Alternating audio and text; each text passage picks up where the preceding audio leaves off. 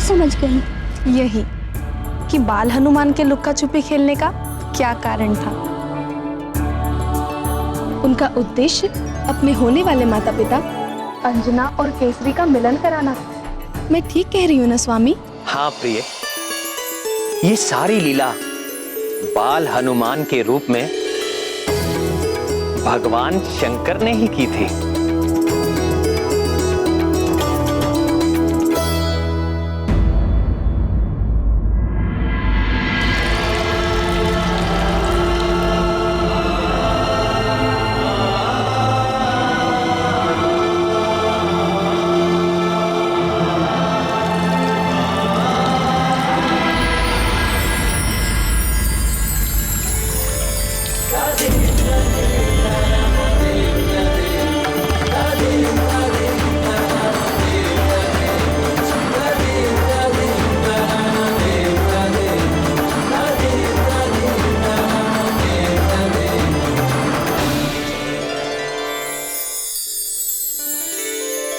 आइए वानरराज, आपका स्वागत है।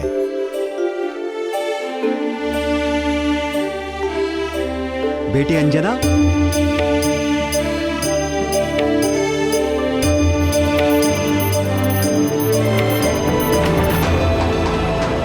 यही हैं वे वानरराज केसरी, जिनकी चर्चा मैंने तुमसे की थी।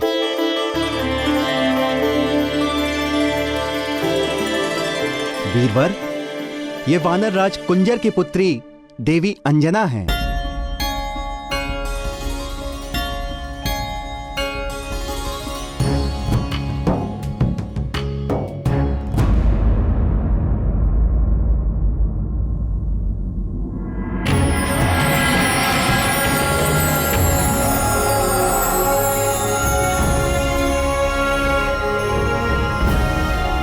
इस रुद्राक्ष माला की यात्रा अभी आरंभ हुई है।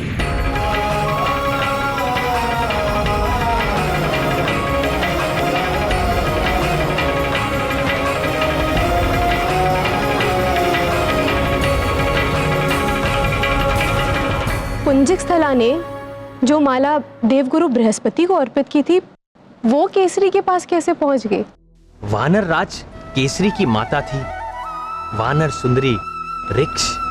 बृहस्पति के पुत्र गदगद और गदगद के पुत्र केसरी। सर्वज्ञानी बृहस्पति ये जानते थे कि अंजना और केसरी की भेंट अवश्य होगी। केसरी के गले में पड़ी वो रुद्राक्ष की माला अंजना के लिए एक संकेत थी, और उसे देखते ही वो समझ गई कि केसरी के प्रति जो आकर्षण उसके मन में जागा है, उसे स्वयं गुरु बृहस्पति का आशीर्वाद प्राप्त है। वीर केसरी, हमारे इस यज्ञ में निरंतर कुछ न कुछ विघ्न आता रहा है। आज आपने यज्ञ को निर्विघ्न संपन्न कराने का प्रण लिया है। हम आभारी हैं। आप निश्चिंत होकर यज्ञ आरंभ कीजिए ऋषिवर। आज किसी भी प्रकार का विघ्न नहीं आएगा।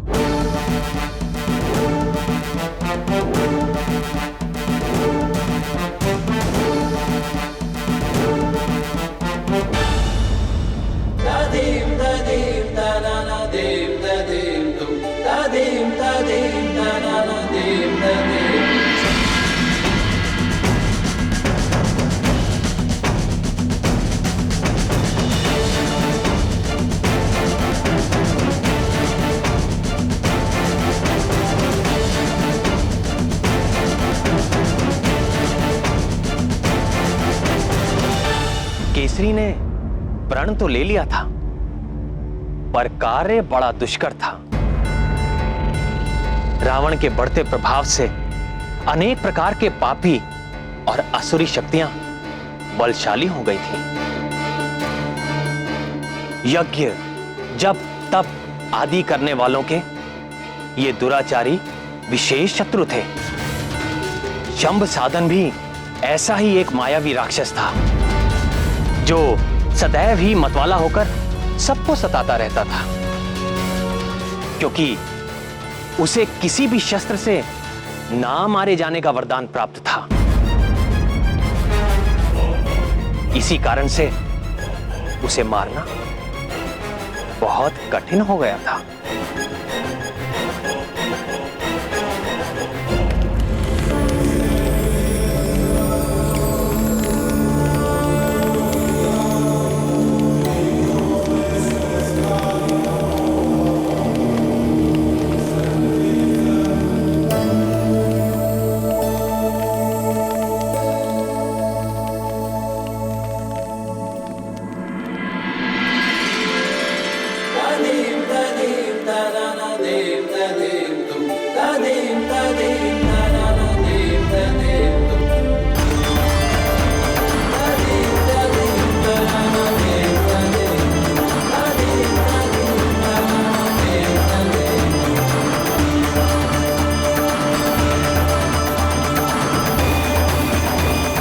ओम केशवाय नमः स्वाहा स्वाहा। ओम नारायणाय नमः स्वाहा स्वाहा। ओम माधवाय नमः स्वाहा स्वाहा।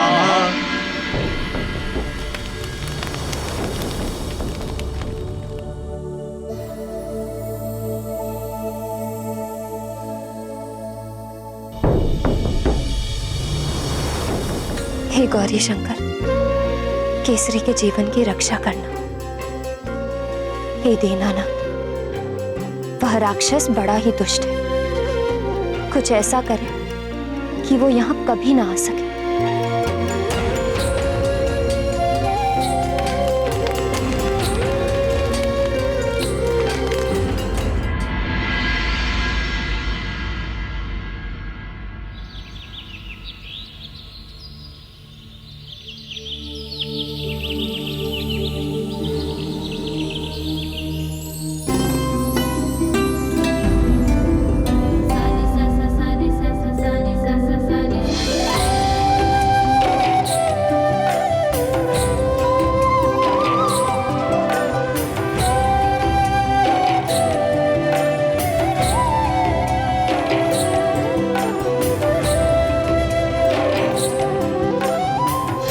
हे ईश्वर, मुझे वो शक्ति देना कि मैं रण में संभ सदन से जीत सकूं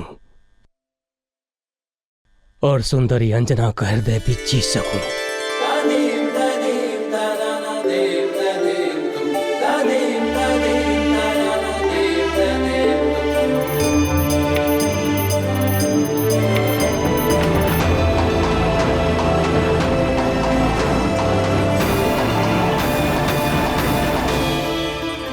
धन्यवाद देवी अंजना।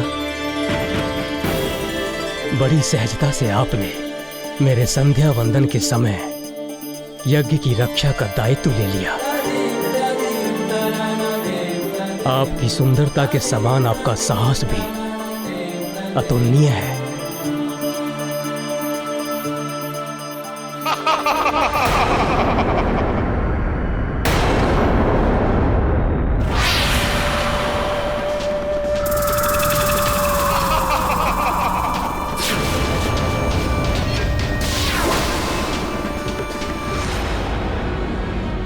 डरे नहीं देवी अंजना, आप मेरी रक्षा में हैं।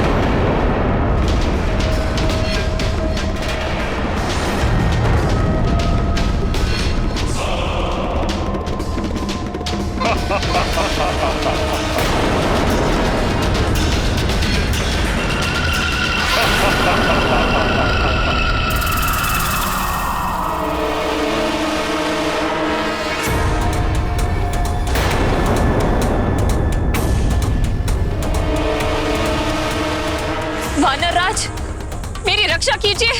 सुंदरी, मेरी पत्नी बनोगी?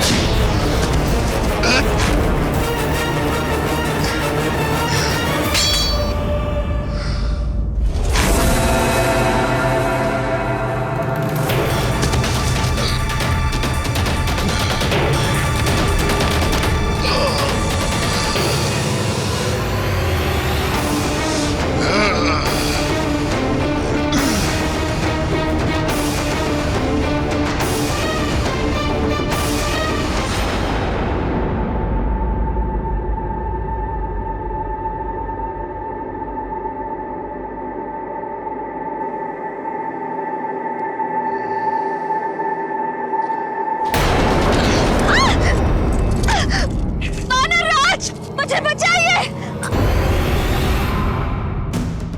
सांब सदान।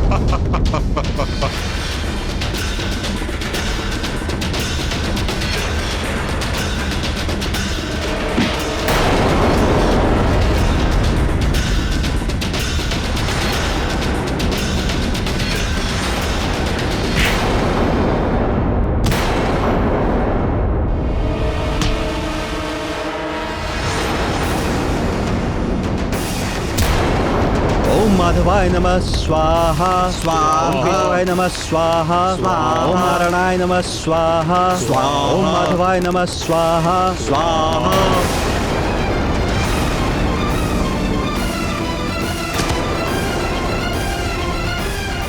हे महादेव, हे उमाकांत, हे आशुतोष, रक्षा कर, रक्षा कर, रक्षा कर, रक्षा कर।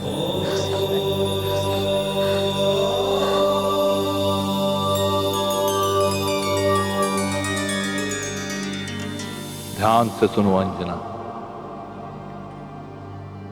ये राक्षस केवल अपने रक्त से ही मारा जा सकता है। विचार में समय नष्ट ना करो, आस्था रखो और शीघ्र ही प्रहार करो।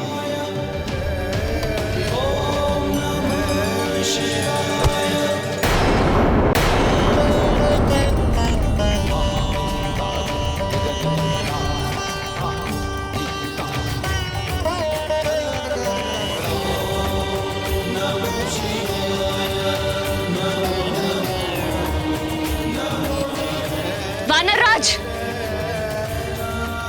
यह राक्षस केवल अपने ही रक्त से मर सकता है। ये गदा लीजिए, इसमें जो रक्त है ये इसी का है। मारिए, वध भर दीजिए इसका।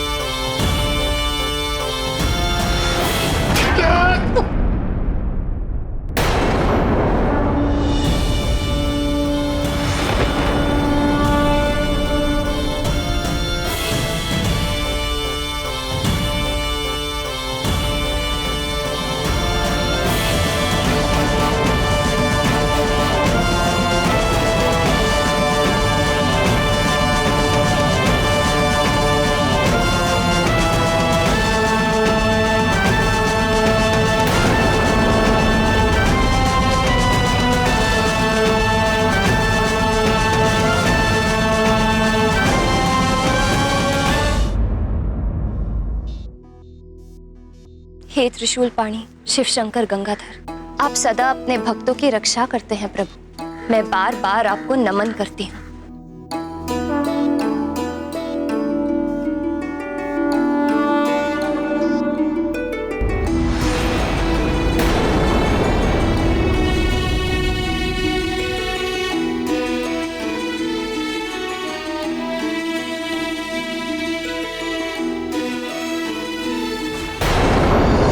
जब भक्त प्रेम से अपने इष्ट देव को पुकारता है तो उनको सुनना ही पड़ता है।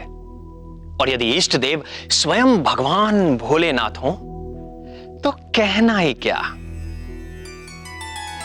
शीघ्र प्रसन्न होने वाले इसी स्वभाव के कारण उनका एक नाम आशुतोष भी है।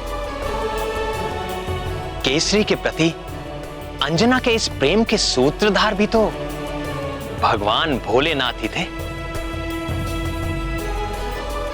केसरी की रक्षा के लिए अंजना को इस प्रकार प्रार्थना करते हुए देख तुरंत भोलेनाथ ने शंभ साधन के मृत्यु का रहस्य खोल दिया।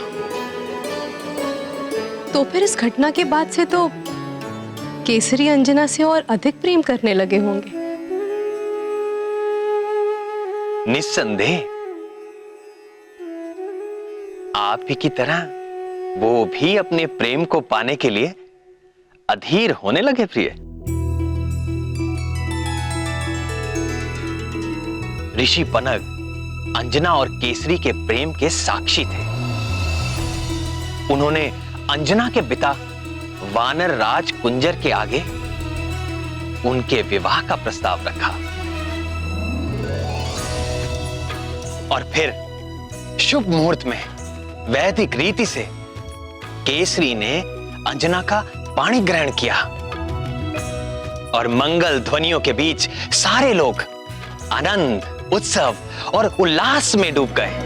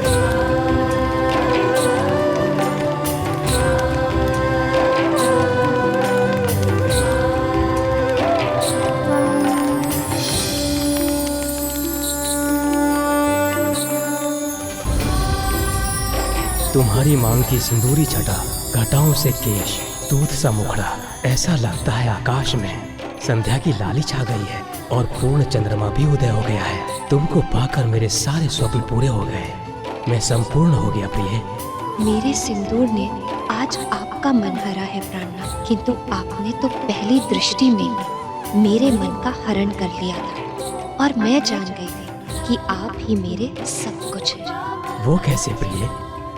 आपकी रुद्राक्ष माला को देखकर भगवान शंकर और माता पार्वती से मनाती हूँ कि यह माला सदैव आपकी रक्षा करती रहे और मेरी मांग का सिंदूर सदैव दमकता रहे।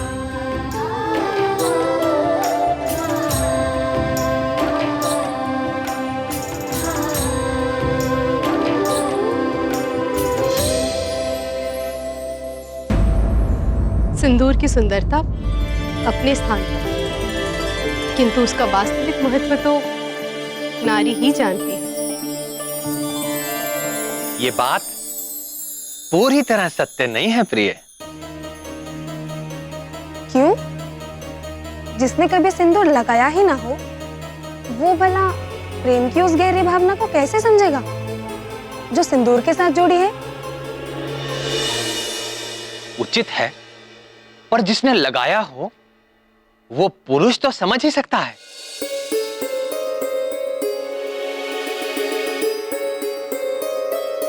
हे अव्यक्त, ऐसा कौन सा पुरुष है जो सिंदूर लगाता हो?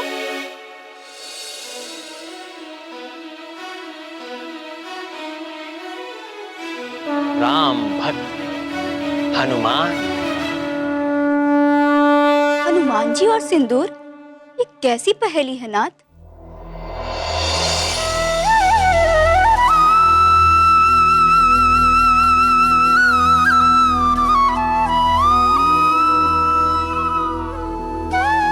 ये पहली तो वो ही बूझे जो सिंदूर लगाती। ठीक है, हे अंतर्यामी, मैं ही बताती हूँ। ये घटना तब की है जब प्रभु श्री राम रावण का वध करके अयोध्या में लौट आए। सारे वानर तो किष्किंधा लौट गए, परंतु राम भक्त हनुमान अपने आराध्य के चरणों को छोड़कर कैसे जाते? अंजना नंदन प्रभु श्री राम की सेवा में अयोध्या में ही बने रहे।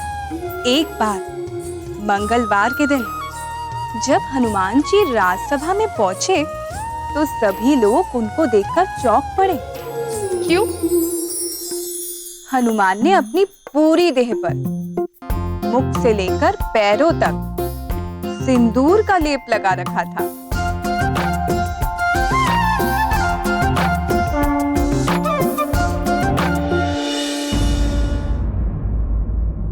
श्री रामचंद्र की, श्री रामचंद्र की, श्री रामचंद्र की, श्री रामचंद्र की।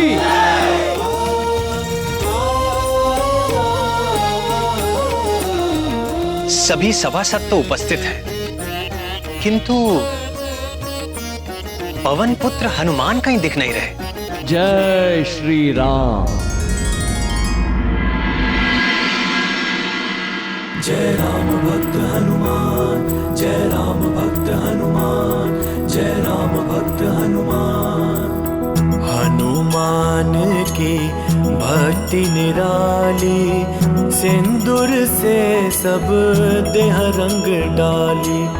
दिया प्रीत का प्रगट प्रमाण, सजल नयन हो गए श्री राम। जय राम भक्त हनुमान, जय राम भक्त हनुमान, जय राम भक्त हनुमान। जय श्री राम।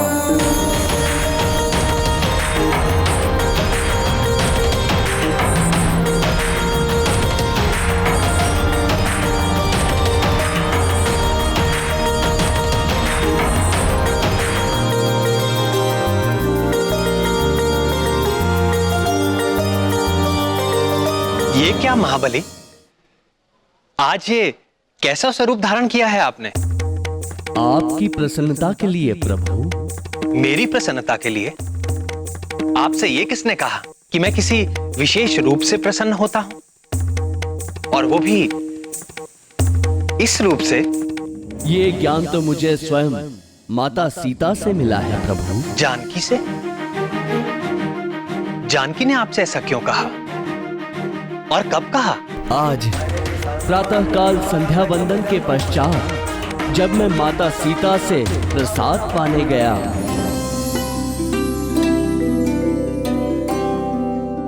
प्रणाम माते, भूख लगी है, प्रसाद दे माते। हाँ पुत्र, तनिक ठहरो।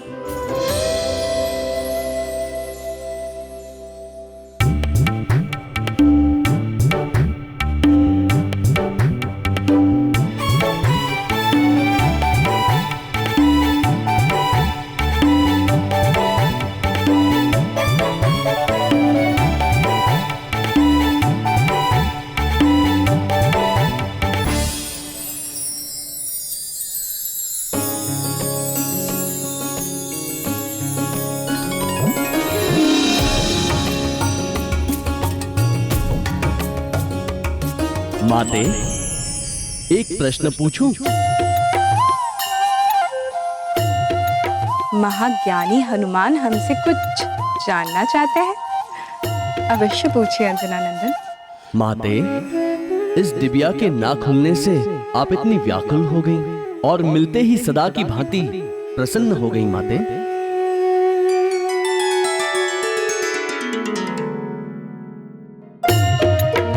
ये तो स्त्रियों का रहस्य है पुत्र, तुम्हें कैसे बता दूं? अच्छा अच्छा, उदास मत हो।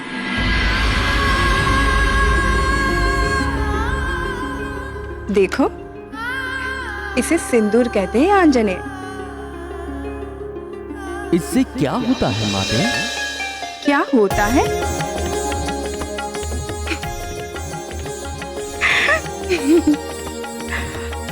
आप भी भोलेनाथ की तरह भोले हैं हनुमान। अच्छा सुनो, संसार की हर स्त्री अपने स्वामी के लंबी जीवन के मंगल कामना के लिए अपने मांग में सिंदूर धारण करती है, और मैं भी इसीलिए सिंदूर लगाती हूँ। इसे लगाने से आपके स्वामी दीर्घायु होते हैं और वे सदैव मुझसे प्रसन्न रहते हैं। इसे लगाने से प्रभु दीर्घायु होते हैं और प्रसन्न भी होते हैं माते? हाँ पुत्र, वे प्रसन्न होते हैं। धन्यवाद माते, आज्ञा दीजिए। अरे हनुमान, तनिक सुनो तो पुत्र।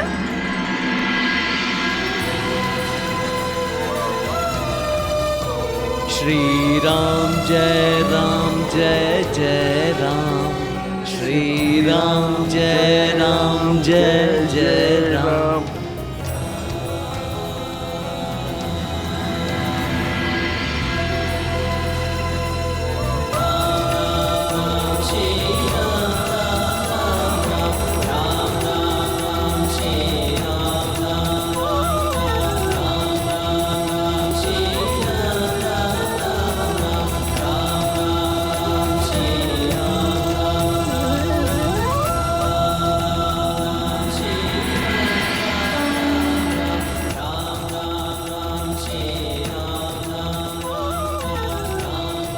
इसलिए मैंने भी सिंदूर लगा लिया प्रभु। किंतु हनुमान, जानकी तो चुटकी पर सिंदूर लगाती है, परंतु आपने तो अपने शरीर का कोई भी हिस्सा रिक्त नहीं छोड़ा।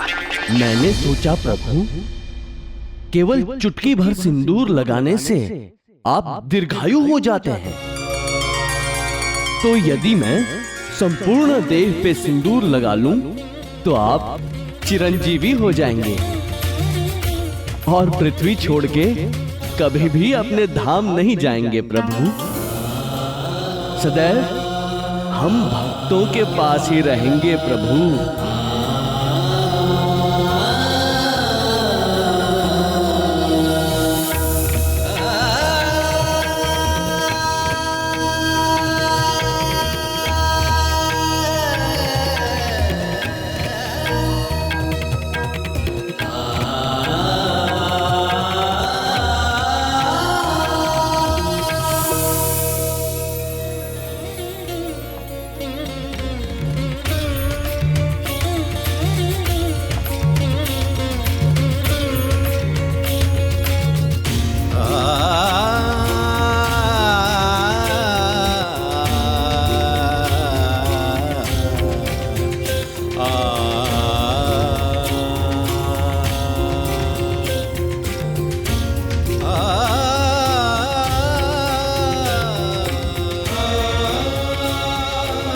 तुम्हारे हृदय की सरलता और भक्ति निराली है हनुमान। ऐसी ही भक्ति मुझे तुम जैसे भक्तों के अधीन बनाती है। आज मंगल के दिन तुमने मेरे लिए जो ये मंगल कामना की है, तो मैं वचन देता हूं महावीर कि मंगलवार को जो कोई भी तुम्हारे इस सिंदूरी रूप के दर्शन करेगा और श्रद्धा से तैल और सिंदूर अर्पित करेगा, उसके प्रति भी मैं वैसे ही कृपालु हो जाऊंगा जैसे जैसे कि तुम्हारे प्रति। जय राम भक्त हनुमान, जय राम भक्त हनुमान। पवन पुत्र का किया सम्मान, भक्तों के लिए लिया ये आन। जो हनुमत को रंगे सिंदूरी, राम करे सब इच्छा पूरी। जो हनुमत को रंगे सिंदूरी, राम करे सब इच्छा पूरी। राम करे सब इच्छा पूरी।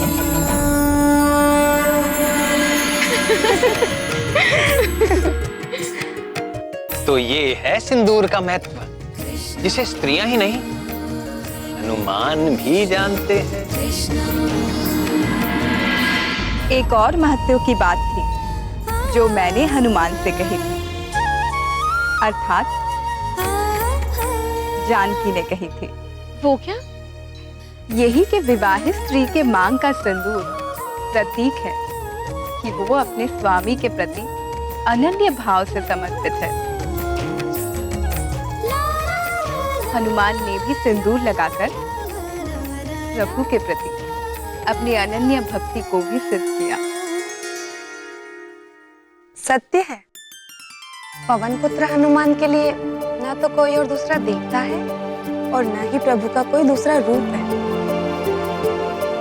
है तो बस केवल और केवल श्री राम। फिर क्या हुआ नाथ? विवाह के पश्चात केसरी और अंजना के दिन कैसे बीते? केसरी और अंजना एक दूसरे को जीवन साथी के रूप में पाकर तृप्त हो गए थे, किंतु बहुत काल बीत जाने के बाद भी जब उनके आंगन में शिशु की किलकारियां नहीं गूंजी तो भीतर ही भीतर केसरी को यह संताप खाने लगा। संतान सुख से हीन अंजना उसका दुख समझती थी, पर वो स्वयं भी दुखी थी। वो जानती थी ना तो संतान के बिना वंश वृद्धि हो सकती है और ना ही मनुष्य को पितृ ऋण से मुक्त किया जा सकता है। पितृ ऋण चुकाए बिना स्वर्ग का द्वार कभी नहीं खुलता। धीरे धीरे संतान का अभाव उन्हें हर पल खलने लगा था।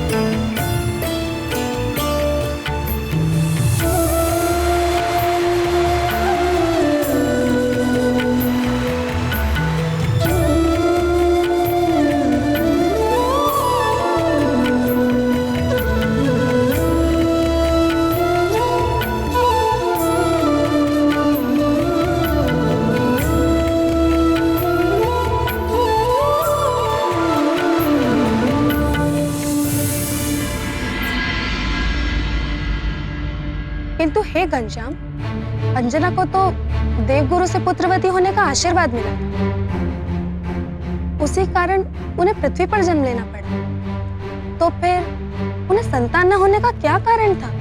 अंजना को यदि किसी साधारण जीव को जन्म देना होता तो कोई कठिनाई ना होती, किंतु उसे तो महाकाल भगवान शंकर के अंश को अपने गर्भ में धारण करना था, जिसके लिए वो आध्यात्मिक रूप से परिपक्व नहीं थी। पूर्व जन्म की अप्सरा अंजना स्वर्ग लोक से आई थी। स्वर्ग भोग विलास का लोक है, तप का नहीं। और अंजना को हनुमान को जन्म देने के योग्य बनने के लिए तपस्या की आवश्यकता थी। तपस्या? किंतु कैसे?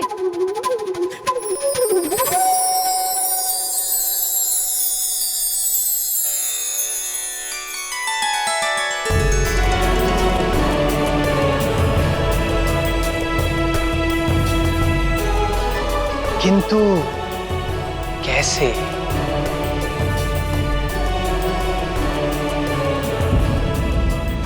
तपस्या? किंतु कैसे?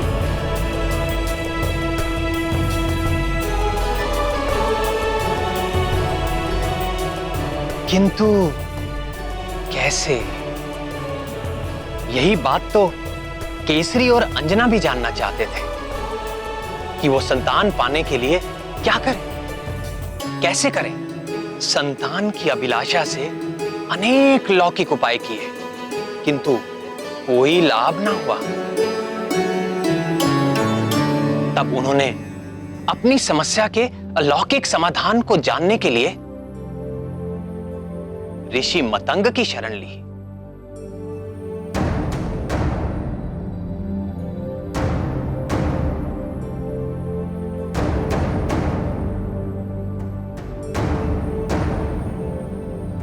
ये वही ऋषि मतंग थे जिन्होंने मेरे राम अवतार के समय परम भक्त शबरी का मार्गदर्शन किया था।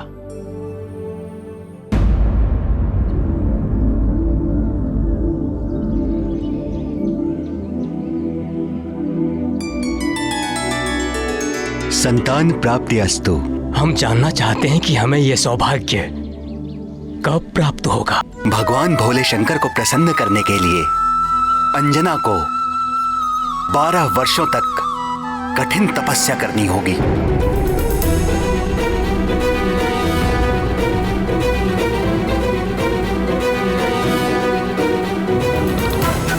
यहां से दक्षिण में त्रिलिंग देश में वेंकटाचल नामक पर्वत है, जिसे वाराह क्षेत्र भी कहते हैं। भगवान श्री विष्णु के तीसरे अवतार श्री आदि वाराह ने पृथ्वी का उद्धार करने के पश्चात उसी स्थान को अपना सतत निवास स्थान चुन लिया था।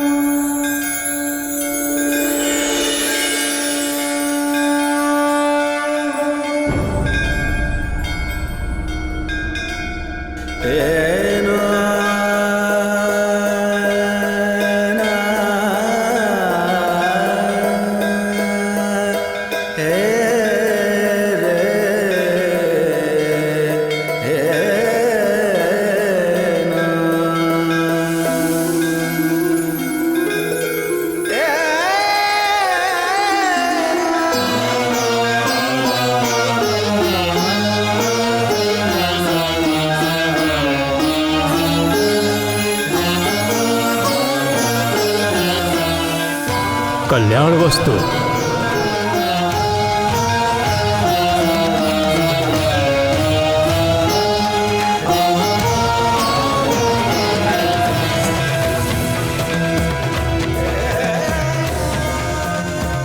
उसके उपरांत आकाश गंगा तीर्थ में स्नान करके तपस्या आरंभ करना। भगवान उमाकांत अवश्य कल्याण करेंगे।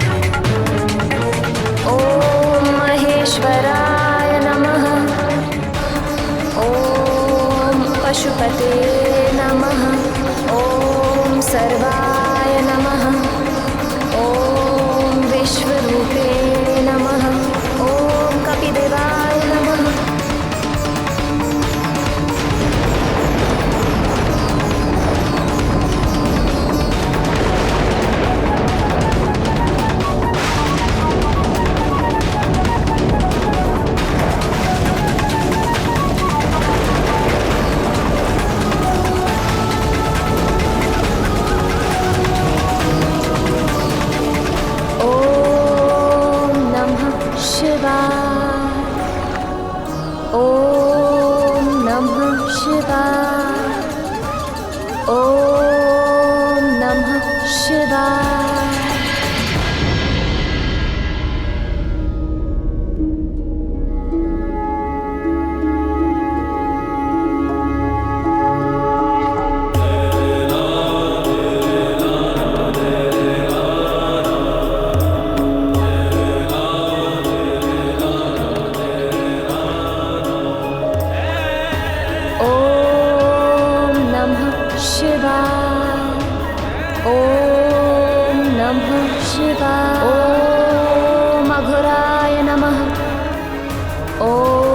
पशुपते नमः।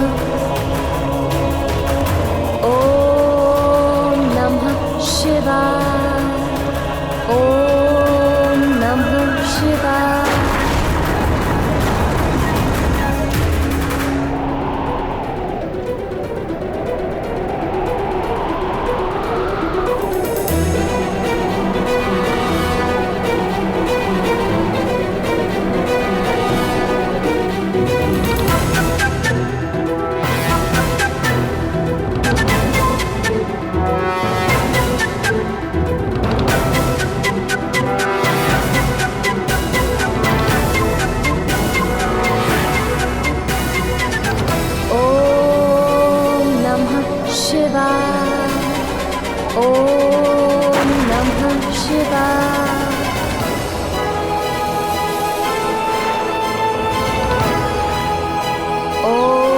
पशुपते नमः। इसी प्रकार कठोर तप करते हुए 12 वर्ष व्यतीत हो गए। अंजना की इस घोर तपस्या को देख देखकर करुणामयी जगत जननी भगवती पार्वती का हृदय निरंतर पसीजता रहा, किंतु कैलाशपति भगवान आशुतोष अपनी समाधि से बाहर आने का कोई संकेत तक नहीं दे रहे थे। अंततः सत्व मूर्ति शैल पुत्री का धैर्य छूटने लगा।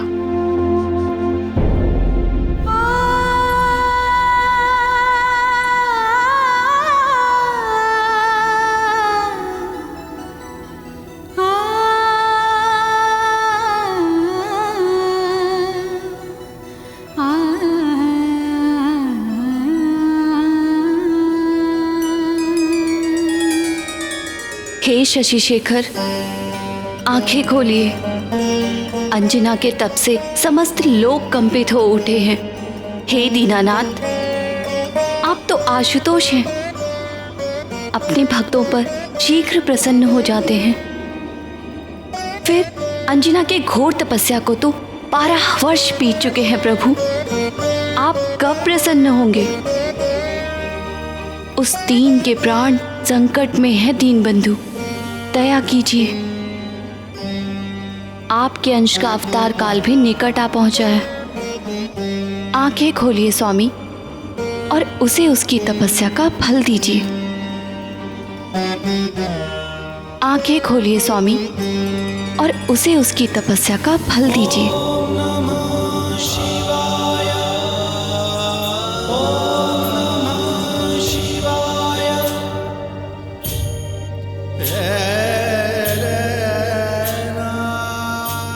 अभी नहीं करुणामयी, अभी एक परीक्षा शेष है। नमो शिवाय, नमो नमो, नमो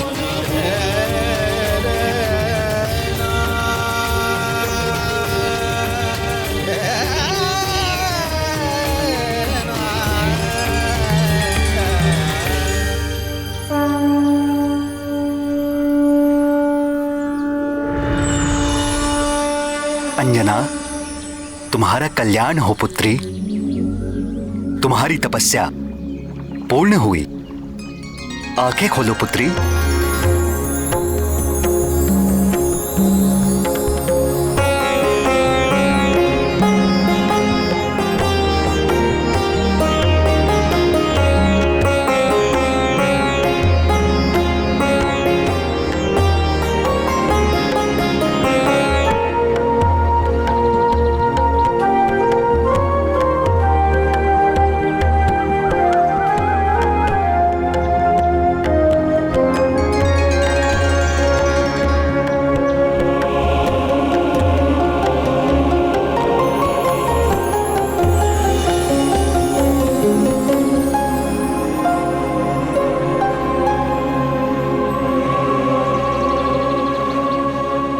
पुत्री, आगामी श्रावण कृष्ण पक्ष की त्रयोदशी को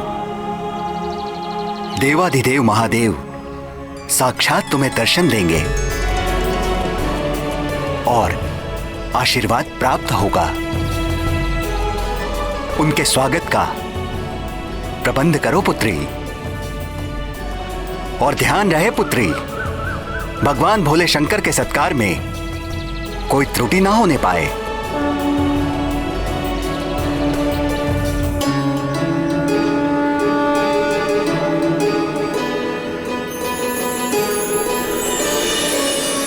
जब ब्रह्मा जी की 100 दिव्य वर्षों की आयु पूर्ण हो जाती है तो मैं प्रलयकालीन संवर्तक सूर्य बनकर अपनी प्रचंड किरणों से समुद्र, पृथ्वी और प्राणियों के शरीर से सारा जल सोख लेता हूं। जब समस्त ब्रह्मांड दहकने लगता है तो मैं ही प्रलयकालीन मेघ के रूप में सहस्रों वर्षों तक मोटी मोटी धाराओं से इस समस्त ब्रह्मांड को जलमग्न कर देता हूं। तब पृथ्वी जल में विलीन हो जाती है, जल तेज में, तेज वायु में, वायु आकाश में और आकाश अहंकार में लीन हो जाता है, अहंकार महतत्व में और महतत्व मूल प्रकृति में लीन हो जाता है। उस अवस्था में जब समस्त जीवों और देवताओं के साथ वेद और ब्रह्मा भी मुझ में समा चुके होते हैं तो इस सृष्टि का उस प्राकृत प्रलय में लोप हो जाता है। फिर नवीन सृष्टि का समय आने पर मैं समस्त सृष्टि के तत्वों व उनकी एकता के द्वारा एक विराट शरीर की रचना करता हूं। उसी विराट शरीर की नाभि से नवीन ब्रह्मा प्रकट होते हैं।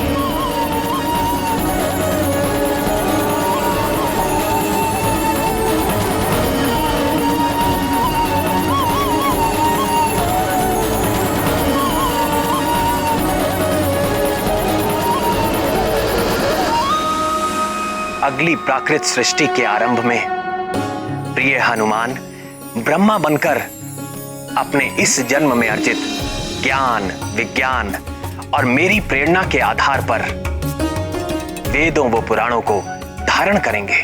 तत्पश्चात रजोगुण का आश्रय लेकर संकल्प शक्ति मात्र से सृष्टि कार्य में संलग्न होंगे और भू, भुवा और स्वः नामक त्रिलोकी की रचना करेंगे और फिर प्रजापतियों के माध्यम से वृक्षों, पशु पक्षियों, मनुष्यों की सृष्टि के साथ देवता, पितर, असुर, गंधर्व, अप्सरा आदि की देव सृष्टि भी करेंगे। यन्नाभि पद्म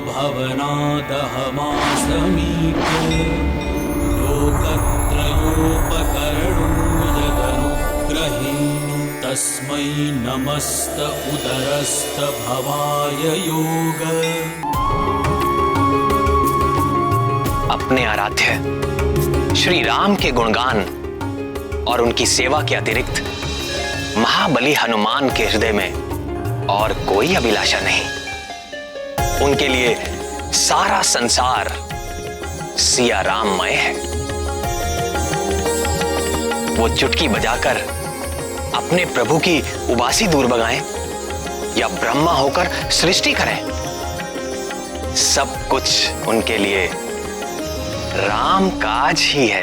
नैव मे दृशमनुस्पृशत्स्त भवाय योग निद्रावसान विकसन्नलिने क्षणाय सोऽयं समस्त जगतां सुहृदेकयात्मा सत्त्वेन यन्मृळयते भगवान् भगेन। हनुमान जी की इतनी महिमा सुनकर मेरे मन में उनके बाल लीला सुनने का चाव और बढ़ गया है। किंतु प्रभु, उसके पहले उनके जन्म की कथा तो पूरी कीजिए। भगवान भोलेनाथ ने कब और कैसे अंजना को आशीर्वाद देके उसकी मनोकामना पूर्ण की? थोड़ा विस्तार में बताइए ना प्रभु। हाँ श्याम सुंदर, महादेव ने माता पार्वती से कहा था कि वो एक और परीक्षा लेना चाहते हैं। फिर क्या हुआ?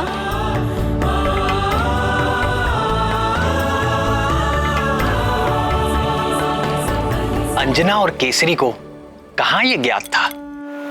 वो तो भगवान नंदीश्वर के स्वागत का आयोजन कर उनकी प्रतीक्षा कर रहे थे।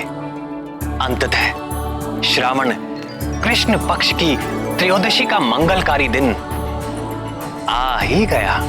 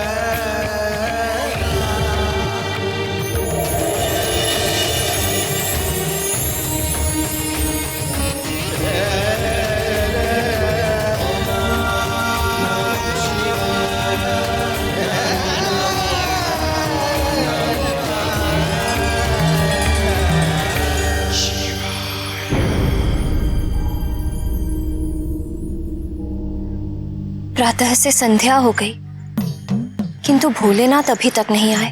भक्ति भिक्षाम देहि, भवति भिक्षाम देहि, भवति भिक्षाम देहि।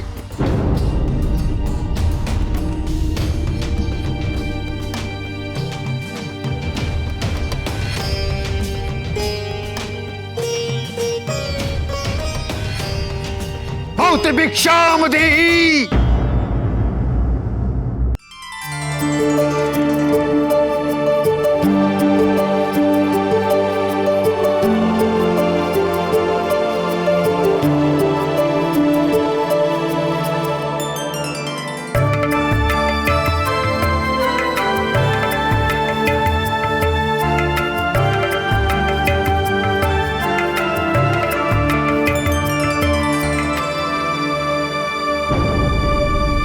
क्या इस बूढ़े के साथ उपहास कर रही हो?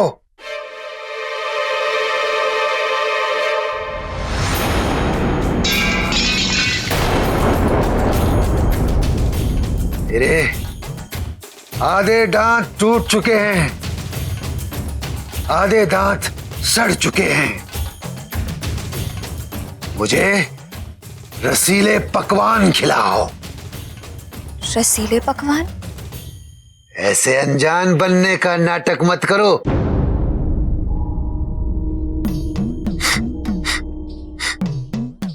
तुम्हारी रसोई में 56 भोग पकाए गए हैं और मैं बड़ी दूर से तुम्हारी उस सुगंध के पीछे यहां तक चला आया हूं। मैं वो भोग लगाए बगैर तुम्हारे द्वार से नहीं जाने वाला हूं।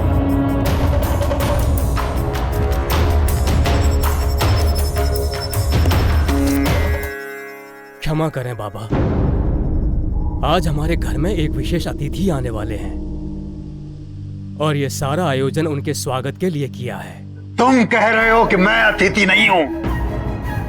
मैं बूढ़ा, दरिद्र, करूप हूं, इसलिए वो अतिथि नहीं होता जिसको न्योता देकर बुलाया जाए। अतिथि वही होता है जो बिना बुलाए किसी भी तिथि में चला जाए। नहीं नहीं बाबा, मेरी बात का अर्थ ये था कि ये सब हमारे इष्ट नहीं, अनिष्ट होगा तुम्हारा। मेरे समान बूढ़े दरिद्र भूखे को भोजन न करा के कोई भी इष्ट प्रसन्न नहीं होने वाला। बोलो, कराते हो 56 भोग, तो मैं चला।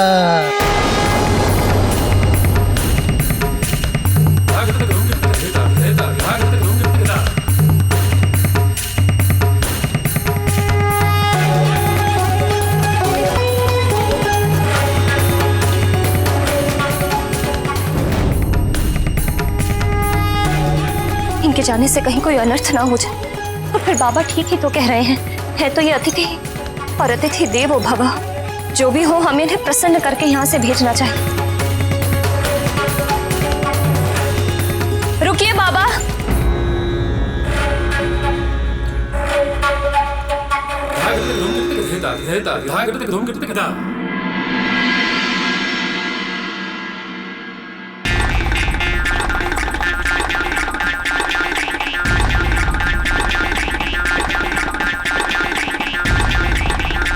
बाबा पहले हाथ तो धो लीजिए। हाथ क्या धोना, मैं तो कभी मुंह भी नहीं धोता। लाओ भोजन लाओ। आइए आप यहाँ बैठिए।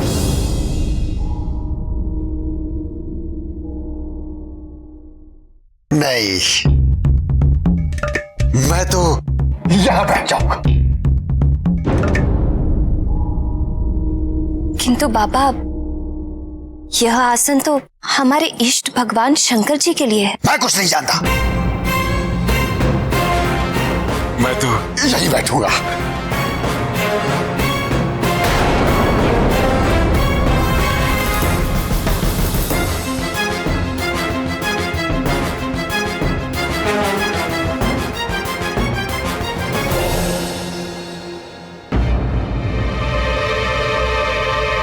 खड़े खड़े एक दूसरे का मुंह क्या देख रहे हो?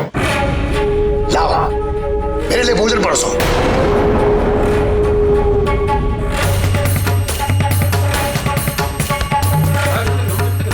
अच्छा, तुम लोग मुझे यहां बैठा देखकर कूद रहे हो। मुझे तुम लोगों का ये भाव तनिक भी बा नहीं रहा है। यदि ऐसे ही रो रो के मुझे भोजन कराओगे तो मैं सच कहता हूं, मैं एक दाना भी नहीं खाऊंगा। मैं ऐसे ही चला जाऊंगा। नहीं नहीं बाबा, ऐसा अनर्थ ना कीजिए। आप बैठिए, मैं आपके लिए भोजन परोसती हूँ।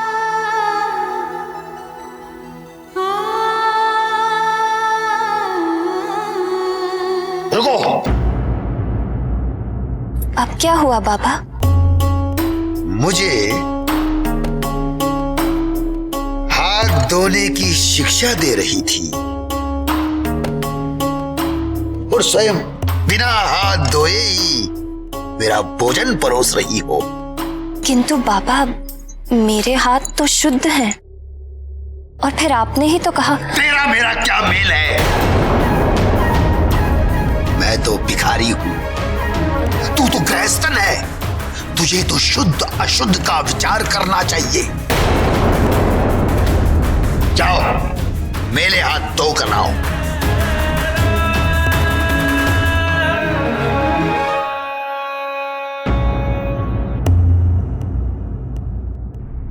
पंखा क्या देखने के लिए रखा है? बाजू में बल नहीं है। पंखा चलाओ।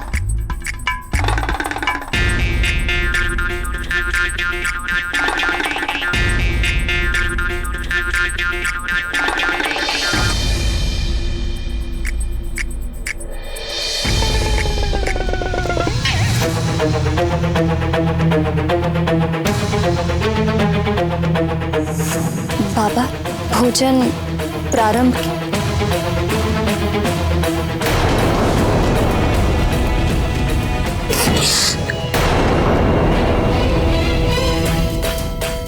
पूरी कैसे पकाई है? आधी कच्ची आधी चली हुई।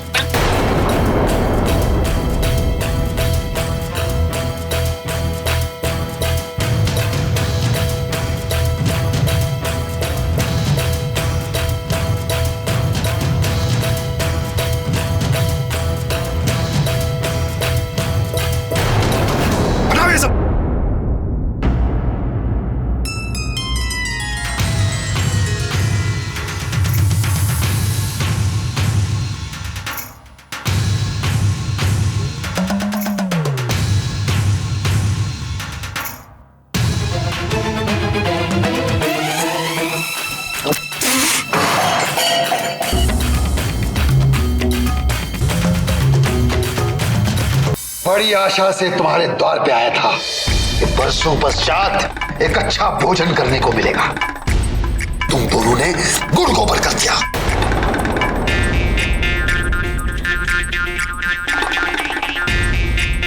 फिर भी अच्छा ही हुआ, मैंने तुम्हारा सत्कार स्वीकार कर लिया। भूखे का पेट भरकर कुछ तो पुण्य मिलेगा तुम्हें, नहीं तो उस अवगढ़ अघोरी जटाजुटी शंकर की सेवा करने से तुम्हें कुछ नहीं मिलने वाला था। भस्म लपेटकर, गले में नागमाला डालकर, भयंकर रूप धारण करके शमशान में बैठने से कोई भगवान नहीं होता।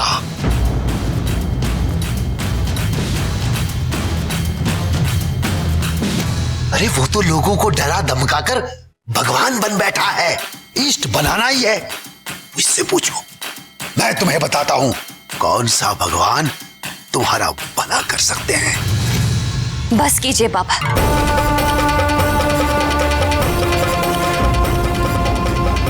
आप हमारे अतिथि हैं, किंतु हमारे परम आराध्य भगवान भोलेनाथ का अपमान करने का आपको कोई अधिकार नहीं।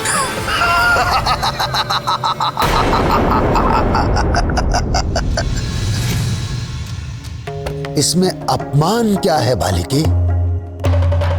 जो सत्य है वो सत्य है। क्या शंकर शमशान में नहीं रहता? क्या वो भस्म लगाकर नहीं घूमता? क्या वो जटाजुटी अघोरी नहीं है?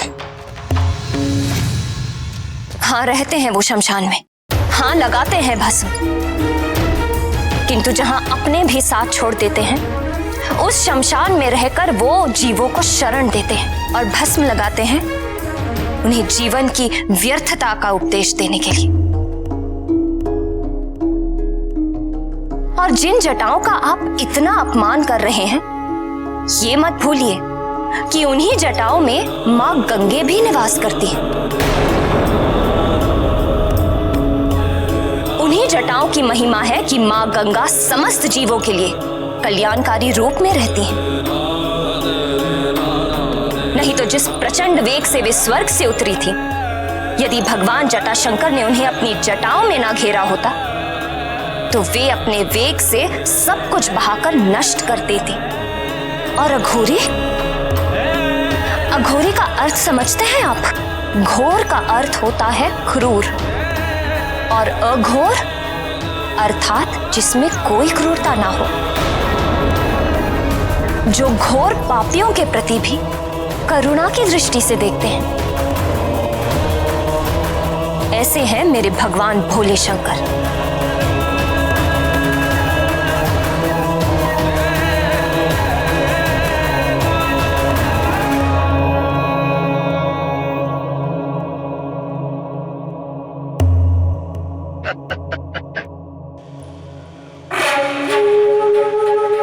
तेरी तो मति मारी गई है।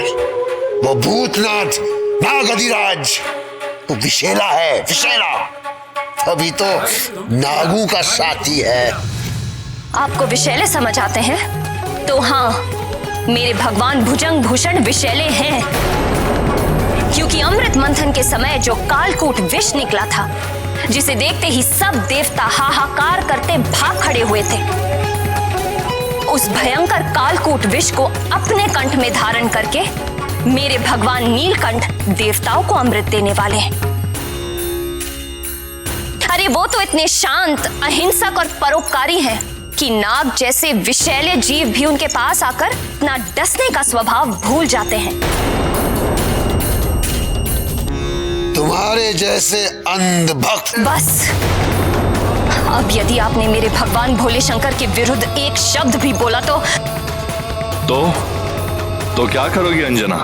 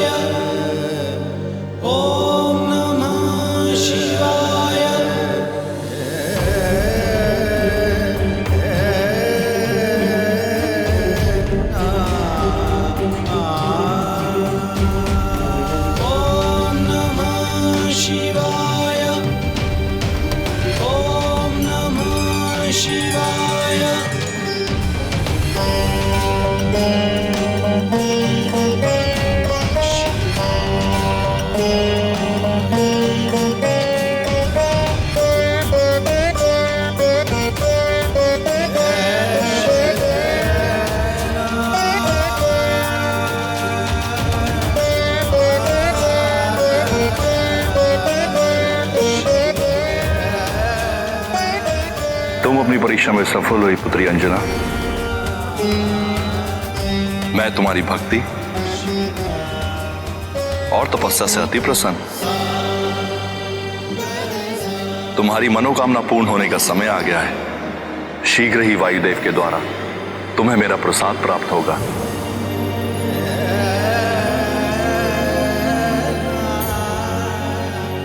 उसे अपने पति वीर केसरी के हाथों स्वीकार करना।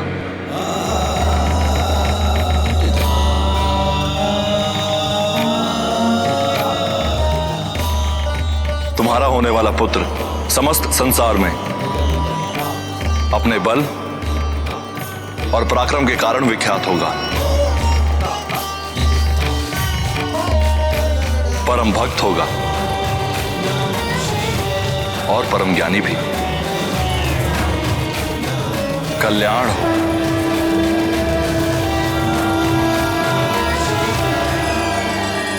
भगवान गौरीनाथ ने अच्छी लीला की अंजना के साथ, किंतु उनके बारंबार उकसाने पर भी अंजना ने अपना धैर्य नहीं खोया। निश्चित ही ये उसकी तपस्या का ही प्रभाव था कि वो भगवान शूलपाणी की परीक्षा में खरी उतरी।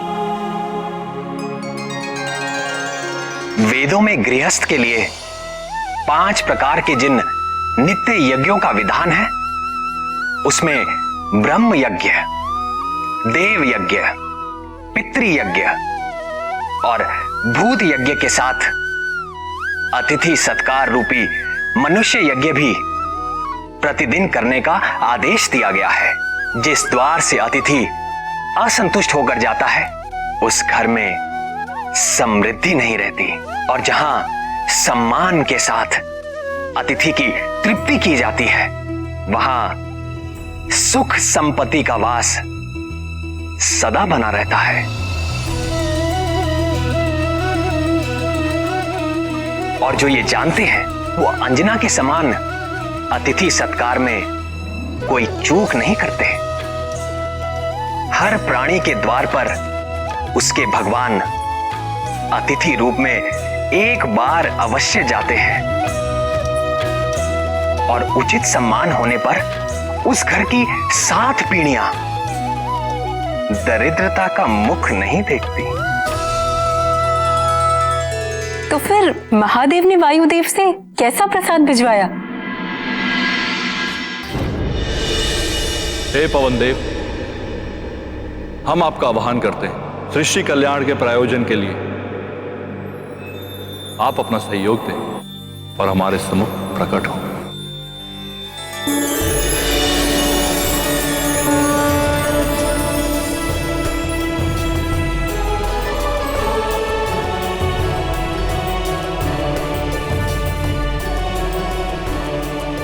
जगत जननी माता पार्वती और जगत गुरु भगवान भूपति की जय हो। मैं कृतार्थ हुआ महादेव। अपने तेज को वहन करने के लिए आपने मेरा चुनाव किया है। ये मेरे लिए बड़े सौभाग्य की बात है। आदेश करिए भगवान रुद्रेश्वर।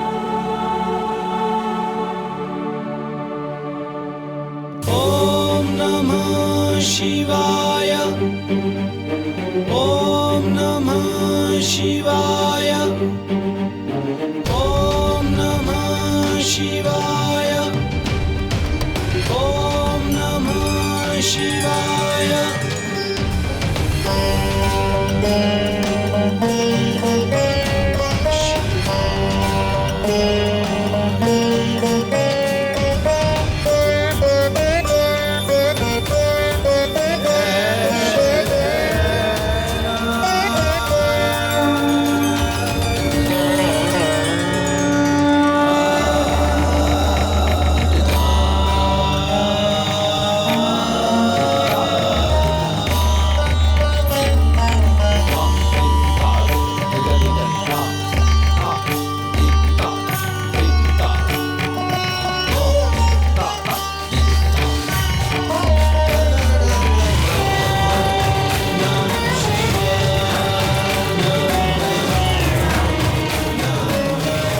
आप जानते हैं कि आगे आपको क्या करना है।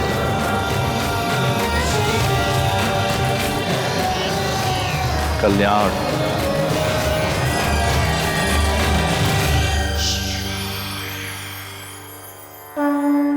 ओम नमः शिवाय, ओम नमः शिवाय, ओम नमः शिवाय, ओम नमः शिवाय। शंकर जी ने दे दिया तेज, पवन सुत अब आने वाले हैं। भक्ति में होकर प्रवीण वो, मग्न राम गुण गाने वाले हैं। जटाधारी शिव शंकर शंभो महादेव, शिव शंकर शंभो। जटाधारी शिव शंकर शंभो महादेव, शिव शंकर शंभो। देवों का सब करेंगे काज, नष्ट करेंगे पाप का राज। विष्णु वचन की रखने लाज, ले रहे हैं अवतार आज। अन्यायी दल में भय का हाहाकार मचाने वाले हैं, हाहाकार मचाने वाले हैं।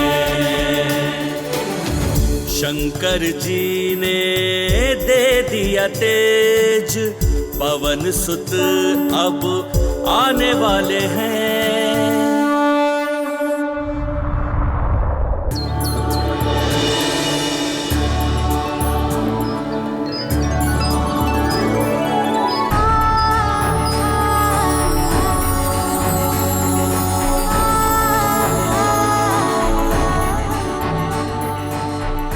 प्रिय, मेरा हृदय धड़क रहा है। लग रहा है कि कुछ अलौकिक घटने वाला है। तुम ठीक कह रही हो प्रिय। मेरा हृदय भी एक विचित्र आनंद से भर उठा है। और देखो ना, ये समस्त प्रकृति भी उल्लास में खिल सी गई है। लगता है आज सब कुछ हमारे अनुकूल हो रहा है। ये सब कृपा निधि भगवान भोले शंकर का आशीर्वाद है। दीन जन की करेंगे रक्षा, वज्र बनेगी सूर्य की कक्षा। भगत जगत के लेंगे शिक्षा, बल विद्या की देंगे भिक्षा। बलिदान प्रेम बैराग के नव आदर्श बनाने वाले हैं, नव आदर्श बनाने वाले हैं।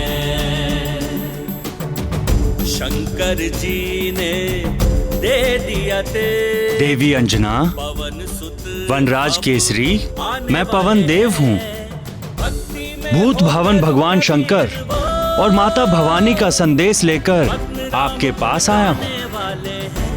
वे दोनों आपकी श्रद्धा और तपस्या से अति प्रसन्न हैं और उन्होंने अपने आशीर्वाद के रूप में ये प्रसाद भेजा है।